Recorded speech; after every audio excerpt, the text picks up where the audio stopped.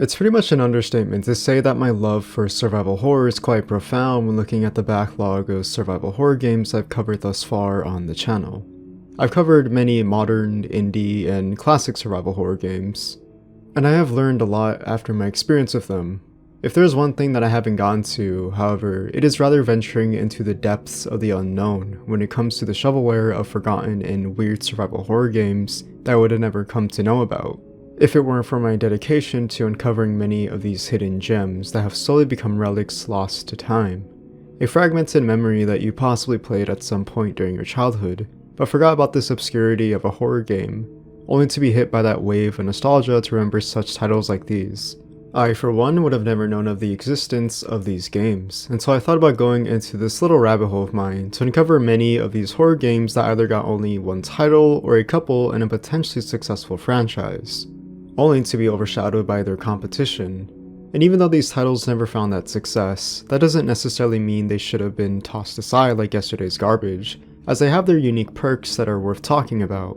This led me to want to talk about these survival horror games from various platforms across different generations to look at in many installments such as today, where we will be focusing on the PS1. Welcome to the forgotten and weird PS1 horror games. I imagine at some point in time, there was the hypothetical of what if Resident Evil met sci-fi horror? Okay, maybe a stretch of an idea, but given the 90s heavy emphasis on doing very wild concepts at the time to push out such a craving audience who wanted this rampant production of the survival horror genre, it was bound that the success of Resident Evil would have others wanting to capitalize on this. One of these titles happened to be a hidden gem called Chaos Break. Developed and published by the Taito company, Chaos Break is essentially throwing in Resident Evil and the Alien franchise into a blender to produce the product that is this sci-fi survival horror game that has many elements that are reminiscent of the gameplay, with limitations in your inventory to combat against enemies, backtracking in a linear yet ever-expanding setting, and visual presentation that has the subtle atmosphere that builds the more you progress with this level progression. In Chaos Break, you either play as two of the protagonists from the menu select screen, Mitsuki or Rick. Both characters have specific qualities that range from their arsenal when regarding their weapon of choice, as well as their storyline that starts with different subsections of the facility. Fluxuous Biomaterial Industries Lab 7, a civilian facility which was recently overwhelmed by a biochemical parasite that contaminated the researchers who were conducting experiments with a parasitic lifeform. Because of this, things went awry and left much of the facility in chaos, where the task force, DEF, had sent out agents to clean up the dirty work, to retrieve research data and investigate what happened. As previously mentioned, Chaos Break allows the player to have their player of choice, Mitsuki or Rick, who sees them investigate in their respective scenario, Mitsuki starting from the entrance and Rick starting from the sewers. From here, either character of the player's choosing can see them have access to an assortment of features when it comes to regarding the fundamentals of their gameplay. Mitsuki comes equipped with light machine guns that are attached to her forearms and can shoot out lasers that are required to be charged by battery packs, items you will be seeing consecutively throughout the gameplay. While using these light machine guns, you are also equipped with another feature that allows you to shoot out a bomb that explodes upon impact and has a large blast radius to destroy enemies instantly. However, this is very limited, so you must utilize it wisely. Other features pertaining to Mitsuki are the extensive mobility in her overall movement and combat. To say that Mitsuki is flexible like a gymnast is an understatement. Much of her traversal throughout the environment isn't specifically just to search various rooms in the facility to uncover data to solve light puzzles, but it's also towards combating or evading enemies. It's very simplistic, but you have a dedicated attack button prompt that sees Mitsuki do a light kick combo against enemies that the player can lock onto seamlessly. If not kicking, then evasion, which sees her do a roll either backwards or forwards, depending on the direction of the analog control stick is facing. Much of these attributes are not only specifically catered to Mitsuki, but also to Rick. Rick has many of these integral features in his gameplay as well, where he too carries a weapon of his choosing where the player can attack or evade the enemy much like Mitsuki. The only real difference I can come to find here with Rick is that his momentum is much heavier, as opposed to Mitsuki where she is a lightweight in her movement. So his gameplay may come off as a bit more difficult, as the player will have to, if push comes to shove, plan accordingly when combating an enemy. I found having to attack whilst in combat is not worthwhile as he is rather clunky and slow. The trade-off is having a rocket launcher which should, in theory, have much more of a profound impact on combat when it comes to dealing with enemies, but that damage output is much of the same as Mitsuki. When you boil it down, much of Rick's gameplay feels very reminiscent of Mitsuki's, as while he does have a different weapon of choice and choreographed attack animations, it just feels like a much heavier character with the same overarching gameplay.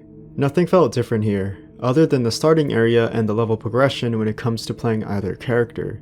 They both have very similar elements in their gameplay design that don't give much distinguishable qualities, which I found much of a shame to their gameplay. I suppose Mitsuki is much more approachable for beginner players looking for much more of an evasive character to experience, and for players that have already completed the game the first time around, they have a character who feels more grounded and gritty in his approach. But then again, I find that difficult to take seriously when their voice acting in this game is hilarious to listen to. Where's Jake? Is he with you? No. Like any survival horror game from the 90s, fixed camera angles are a given, and would be criminal not to feature when it comes to exploration.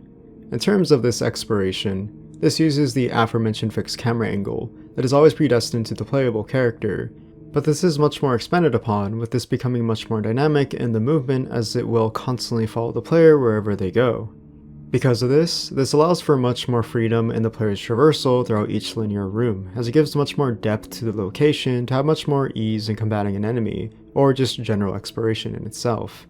I found this to be a nice feature as much of the movement in survival horror games was clunky and slow when it came to either combat or exploration, but I do think that's the charm of it as it is very much experimental at this time. However, I do think the lack of fixed camera angles does detract from the horror. Seeing an enemy out of the player's sight gives a lot of stakes, and more of an ambiguous nature to the presentation in this setting. But given the life cycle of the PS1 and how this was one of the last survival horror games to release before the PS2 would come out a year later, it makes sense as to the advancement of the fixed camera to the shift to a more dynamic camera. Chaos Break is a neat little game that has lots of depth to it. It has the perks of a Resident Evil intertwined with a sci-fi setting that feels much more like an arcade-like shooter that is catered to much more casuals of the survival horror genre, which I personally think anyone could get into.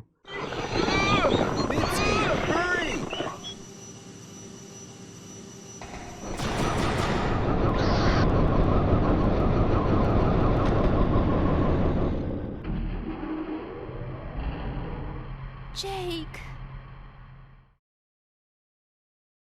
One of the weirdest yet fascinating survival horror games I've played in quite a while has to be Overblood.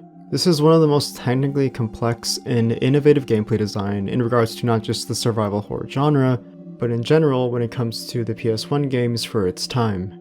Overblood is one of those games that constantly keeps the player guessing with such enticing implementations into its gameplay mechanics that have the player thinking as to what to do next when it comes to puzzle solving, movement in the linear environments, as well as its ambiguous story.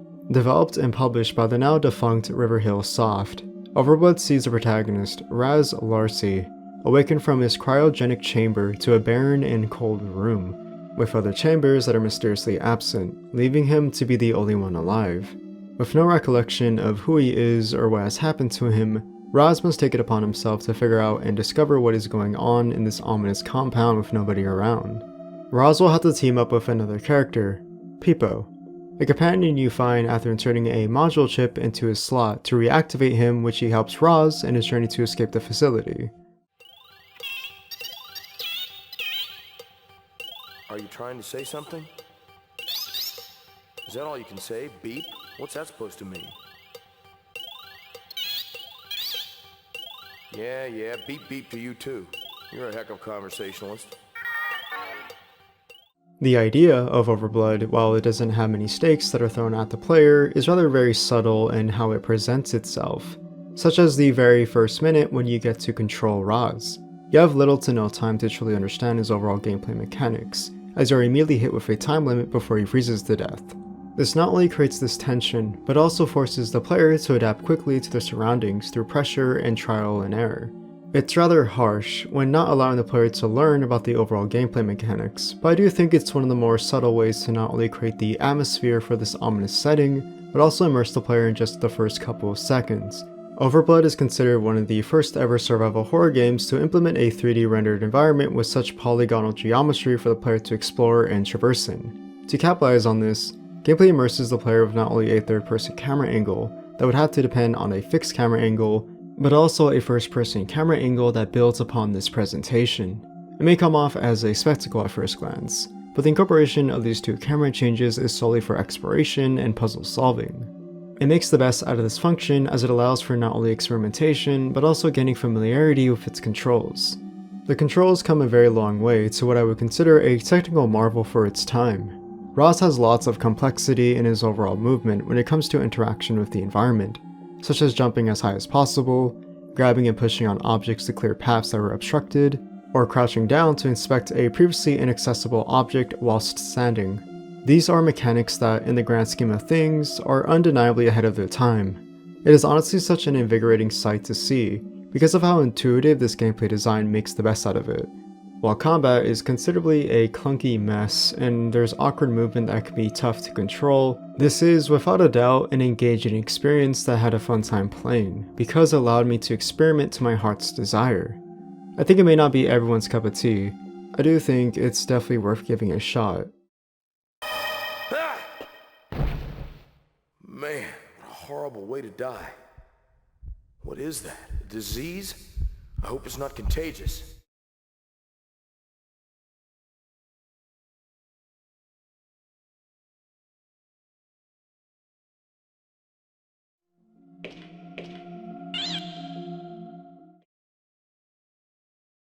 One of the more obscure survival horror games that I've come to find out is this weird game called The Note. It was developed by a studio called Team Bughouse, whose reputation is practically non-existent. I've only come to find an archive on Moby Games, detailing some more information on The Note, but nothing regarding this Japanese company that never made that break out into the gaming scene. As far as I'm concerned, this is the only game they've ever developed in which it was published by Sunsoft. But given what I played, there's probably a reason as to why they never took off after this forgettable horror game we have here. In The Note, you play as Akira, a freelance occult journalist who is partnered with Angela and finding out more about a missing person case through their investigation in a mansion.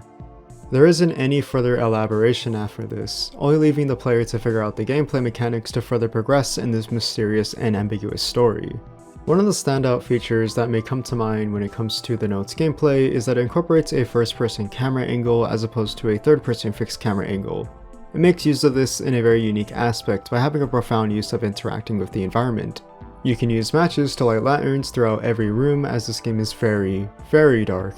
So dark that I think it would rival Amnesia with its contents.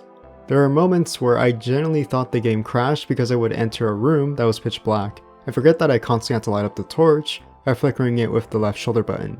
The right shoulder button allows you to interact with doors to open them to the next room, or generally anything that comes to the point of interest to the player that may stand out to them.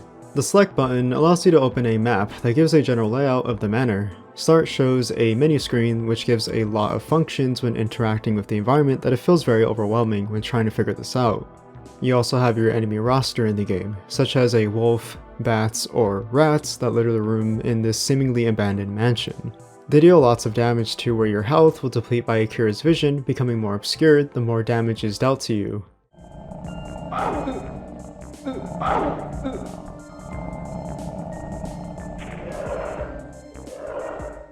It's one of the more underlying features that'll be very notable the moment you start the game. It's annoying with how frequently he closes his eyes, as it can make exploration much of a slog. Sure, it's supposed to encompass a sense of realism, which is respectable, given how intuitive the gameplay can be with this approach, but the problem is that exploration is your main selling point in this gameplay, and much of a reliability that you need to progress.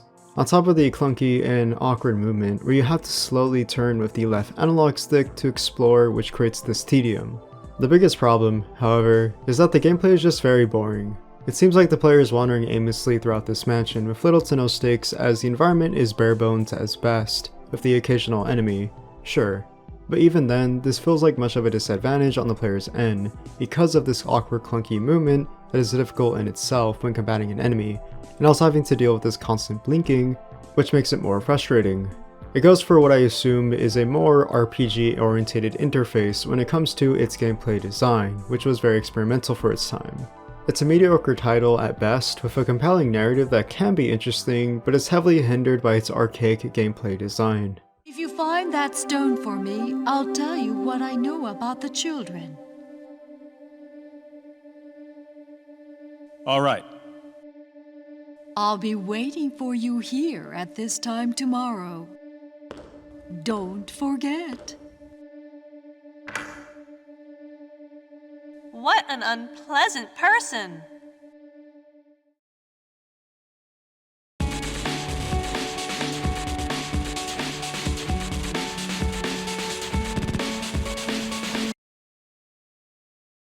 One of the more aesthetically pleasing survival horror games I've come across is this unknown franchise that has gone under the radar over the past 2 decades called Fear Effects. From my understanding, this was one of the first ever video games of its time to implement a unique visual style that is a huge divergence from the typical pre-render backdrops for the atmosphere. The blocky, dithered 3D polygonal characters, and the presentation that goes for a much more action-oriented approach. This incorporation of creative freedom on the developer's end, Chronos Digital Entertainment, would be very reminiscent of the earlier development of the rise in popularity in 3D cel shading. One example that comes to mind is Jet Set Radio, with its visual flair that oozes with style when it comes to its tribute to the Tokyo underground scene. Obviously, this is a huge departure from Fear Effects' foreboding atmosphere that is gritty and grounded, but it's one of the closest examples I can think of when it comes to such visuals building this atmosphere. One of the biggest examples of this is the backdrop setting of a futuristic Hong Kong set in 2050. You can see this cyberpunk influence that reminds me of Cowboy Bebop or Blade Runner, with its neon light cityscape, urban buildings that are modern in its architecture, and ambiance that is distinct in its quality and feels like it's ahead of its time. This is mostly due in part to the aforementioned cel shading graphics, but also the FMV, full motion video, that you come to notice playing in a loop as you traverse the environment as Hana, one of the main protagonists you get to play as. It gives lots of depth to this atmosphere that, while it may come off as not holding up well nowadays considering the graphical quality, I could imagine was a marvel to awe at. As Hana, you arrive to meet up with a contact to collect a source of information regarding the kidnapping of Triad's daughter, as a primary objective to hold her for ransom. This goes awry as Jin, the contact, gets captured by Mr. Lam, the aforementioned Triad boss that runs as the most powerful mob boss in Hong Kong. While trying to save Jin, the player gets to familiarize themselves with gameplay. Fear Effect uses mostly tank controls to move around the environment, and also while aiming from your position to deal damage to enemies with an assortment of weapons. There's a surprising amount of variety when it comes to these options. The starter pistol will be your go-to weapon, to then expand to picking up weapon drops such as a submachine gun, which deals with enemies faster in terms of fire rate, and also the ability to dual-wield pistols, that feels akin to Lara Croft with how you can utilize the pistols effectively, while aiming at both enemies. There are a ton of options when it comes to customability to the player's approach, as it gives the player lots of experimentation at their disposal. It's one of the most innovative features in the gameplay. Puzzle solving requires a lot of attention to detail, given how it gives visual cues to the player till they remember the imagery as a reference, to then translate it with said puzzle. One example, being the earliest one, was saving Jin from the C4 detonating and killing both him and Hana, which would result in a game over. It has lots of stakes at hand, as it always throws pressure and tension at the most abrupt times, to see how the player will manage under such an intense situation.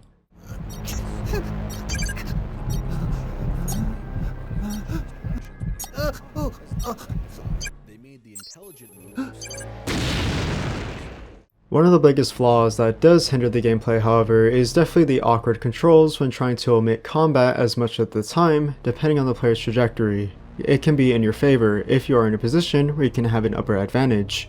But a lot of the time, you're going to have a bad time when it comes to doing any evasion, as you'll lose your reticle that is aimed at the enemy, where you then have to position yourself yet again where you can deal damage. It's clunky at best, but it's something you just have to get used to over time. The fear effect, much like the title, refers to your health, meaning that anything that may come off as an intense situation that causes stress or danger to Hana will see her health deplete slightly.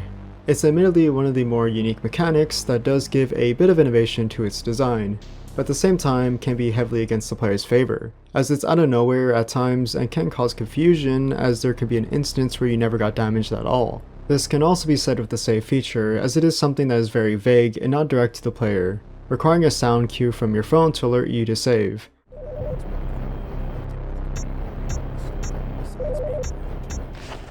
While this is a nice attention to detail, and can be more direct by having a safe room, for example, but maybe this choice in gameplay design is to give a bit of stakes, as saving can be seen as something you need to work for, rather than handed to you. Overall, Fear Effect is one of the more unique survival horror titles that will immediately grab your attention, with how much it has going for it when it comes to the graphical quality, expansive gameplay design, and compelling narrative to lure in the player to want to keep playing more for what's yet to come.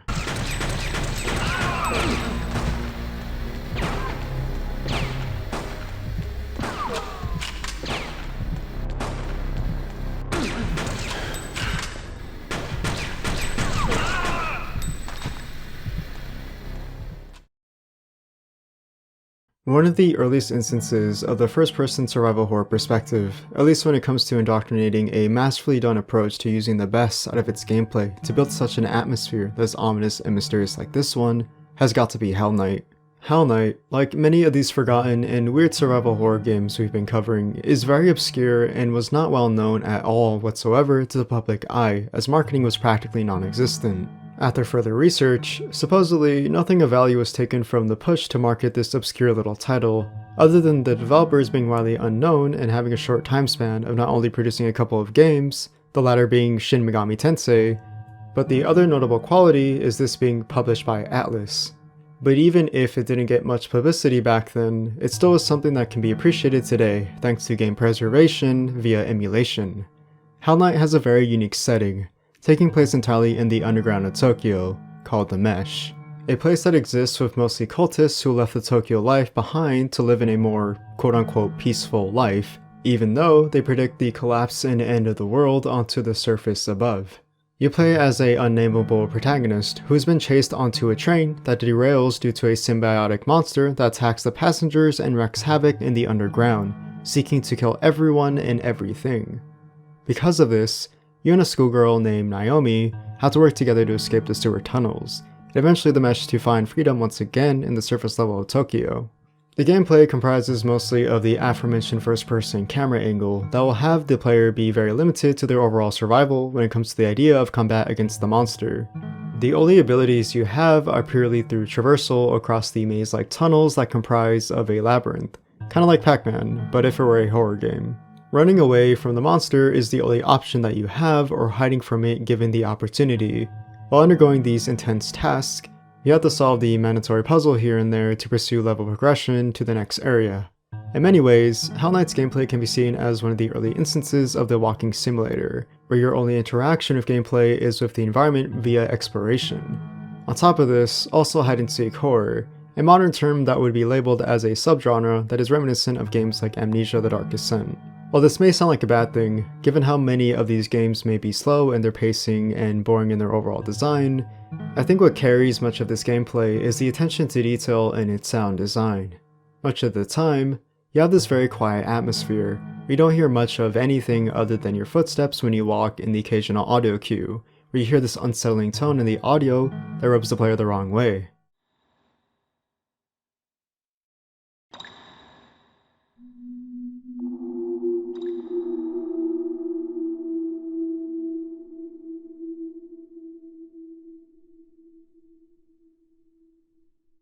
To add on top of this build-up, you have this ambiguous nature of the monster itself that is always stalking you throughout the environment and is never once stopping in its tracks and will always be behind you or one step ahead of you. It's honestly unpredictable, as much of the time it can happen unbeknownst to the player. The only thing the player can use to survive is the sounds from the monster, alerting you that it's close by.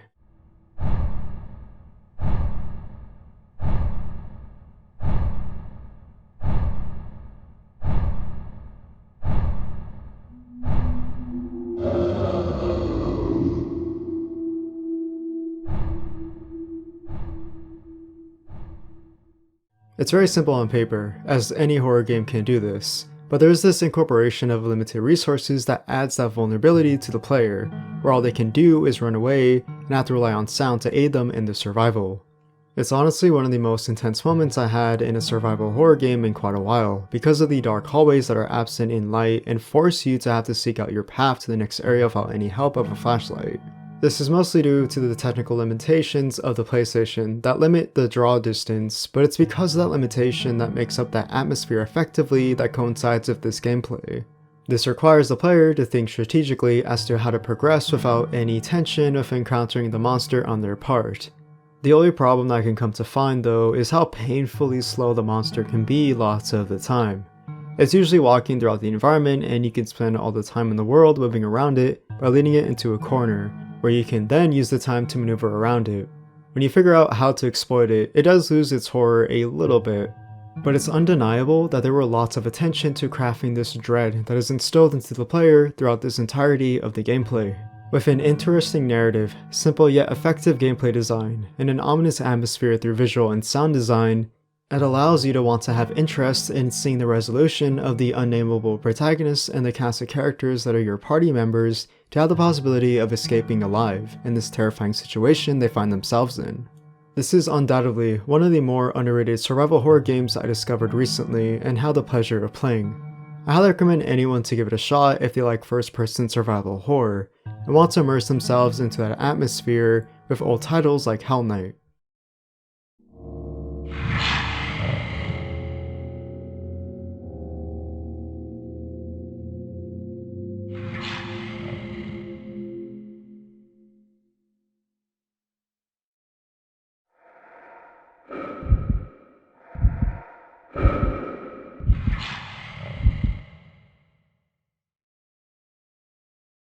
One of the more bizarre survival horror games I have played thus far is Virus: It Is Aware.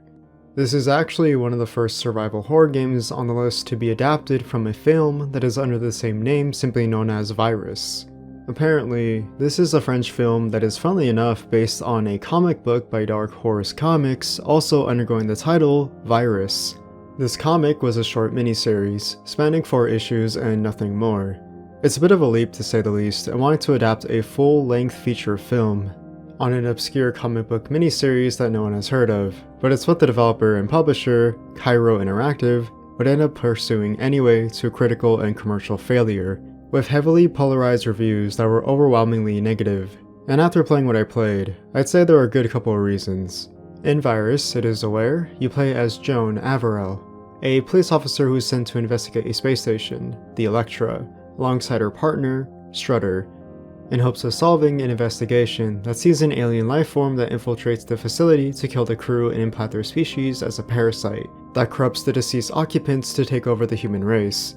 It's similar to the Flood from Halo or the Necromorphs from Dead Space, where it lives as a hive mind that infects anything that can corrupt and manipulate their victims. The idea here is to rescue any survivors if possible and exterminate the evil, the name the alien life form is referred to. In many ways, this concept is unique and enticing to the player as it is a compelling narrative that, if executed correctly, can work. But the only execution here is the player themselves getting killed many times due to the game's awkward controls, terrible frame rate when there is a plethora of enemies on screen, and the obscene instances where the game will be unfair to the player, without giving any possible clue nor indication. As you start playing as Joan, you are only equipped with 2 starting weapons, a pistol and a revolver, which gives the player unlimited ammo at their disposal. You cannot run out of ammo, so the stakes are not as nearly as high as you expect it to be.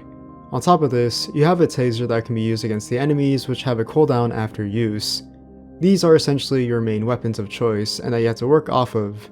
In terms of combat, it is very repetitive and clunky in the movement, as well as engaging with the enemy themselves. Most of the time, all you're really doing is just firing the weapon at groups of enemies that are constantly thrown at you. You either have to run to a corner of a room or strafe around them, in hopes of getting a distance away from them where you can RNG to finish them off. This doesn't work whatsoever because of the aforementioned clunky control of the player's movement. Having to turn in a full 360-degree motion is slow and is against the player, as it doesn't give you enough ankle room to breathe or find your footing. On top of this awkward control, you also have this terrible frame rate that shows how poorly optimized the gameplay truly is when in a large room with many enemies I had to deal with.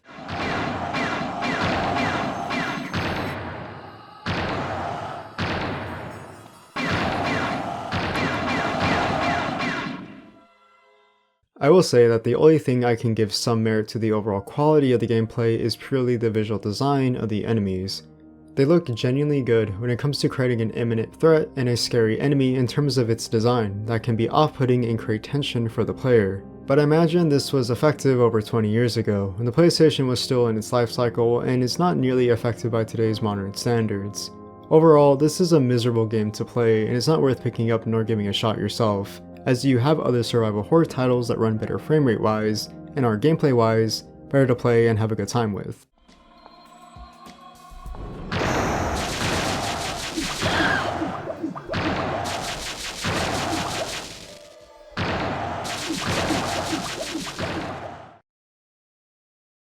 Much like the previous games covered, Martian Gothic Unification follows heavily in the footsteps of the survival horror theme, but is set in a sci-fi setting, specifically on Mars. Developed by Creative Reality, a very obscure developer who doesn't have the most prolific track record when it comes to games that are very notable in their portfolio, we see 3 playable protagonists, Martin, Diane, and Kenzo.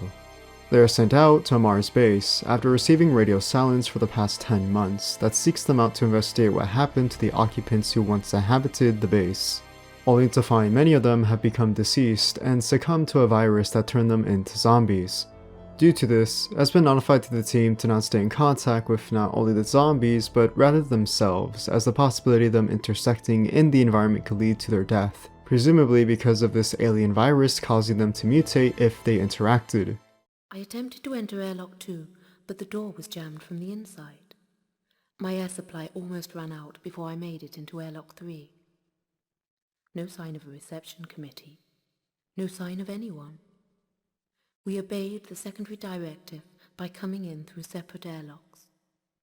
Stay alone, stay alive. That's what we were told, and that's what we've done. This is the basis of what the player has to work off of, and I can't deny that this is a very intriguing plot that encourages the player to find out what is wrong. It's without a doubt a Resident Evil clone through and through, with the overwhelming presence of the zombies littered across the vicinity.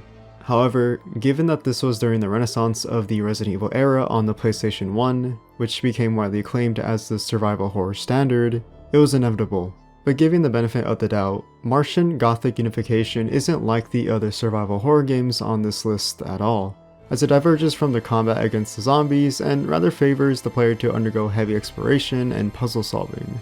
This is a subversion of expectations this time around for the player.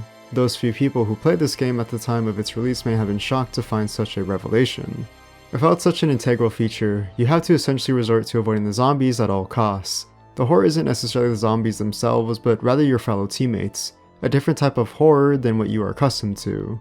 So, while this may be a huge disapproval on the player's behalf, we have to look at the gameplay, at the very least, to see if it makes up for it.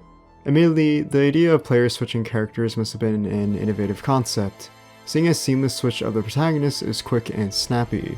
You also have all the playable protagonists have an expansive inventory that gives much room for item management, which is always appreciated. Puzzles are somewhat unique, such as these keycards which you have to find by searching zombies and using them for the player of your choice, given their environment, or sending them to another character in another part of the base, to unlock previously inaccessible areas to further this level progression. While this is all interesting, the biggest drawback that is heavily flawed in the gameplay is just the lack of momentum in this level progression.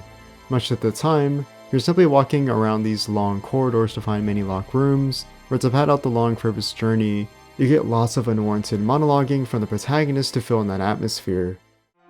Well, call me a techno-zen hippie, and I've been called that before. But there's a dead man hovering in front of me in the Boulevard Saint-Michel. I can hear him speak, in my mind. So, we've got reanimation, telepathy, and levitation. Now I call that downright supernatural. An alien haunting. Are you on something, Kenzo? Corridor after corridor, not a living soul. Shadows and echoes. This is a haunted house on Mars. Much of this atmosphere lacks any stakes or tension, even with the zombies nearby, which may seem to attack you. However, it's entirely random and most likely very specific to a scene that plays out. After 2 hours of playing, I felt like I was making no progress and grew heavily bored by this lack of not incorporating more layers into this gameplay design.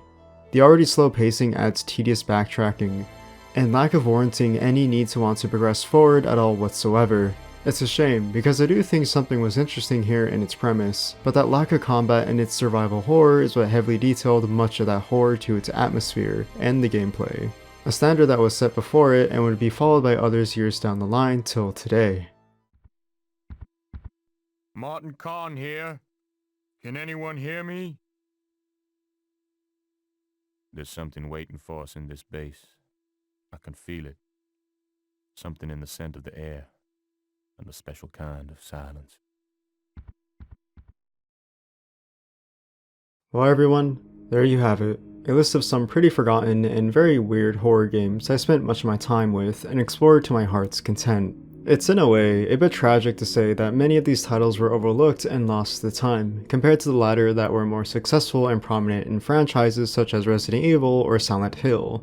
Not to say that there's anything wrong with these games, as they paved the way for the precedent of what survival horror is as a concept, but also set the foundation of what those after it would follow to create something of their own. But even if it never lived to such critical acclaim or universal praise, it is still something that you can appreciate for what it did with such limited resources to be used effectively, and such creative pursuits to make an identity for itself. A lot of these are hidden gems, some not so much. But overall, I had a good time experiencing the more obscure scene of horror games on the PS1. I hope my effort to tackle this idea of mine allow those of you watching to give them a shot yourself. You might find something you like.